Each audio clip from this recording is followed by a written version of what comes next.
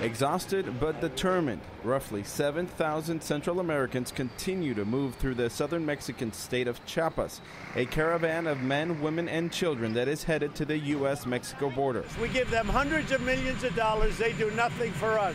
But rather than criminals and bad people, as the president has suggested, Sister Norma Pimentel, who traveled to Central America in May to see conditions firsthand, offered a different description of the caravan. They're people that are innocent and they're hurting and they're finding no other option but to find an opportunity somewhere where they can be protected, where their children are safe, and that's why we've seen what we're seeing today in that caravan. Accompanying Sister Norma to Central America was Democratic Congressman Vicente Gonzalez.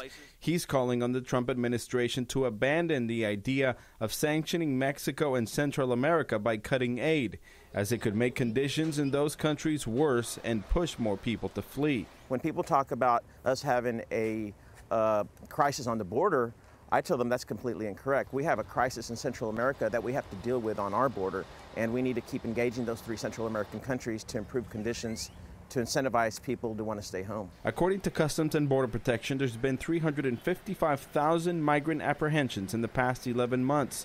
That's a fraction of the 1.6 million reported in the year 2000, an all-time high. But that hasn't stopped the rhetoric surrounding immigration.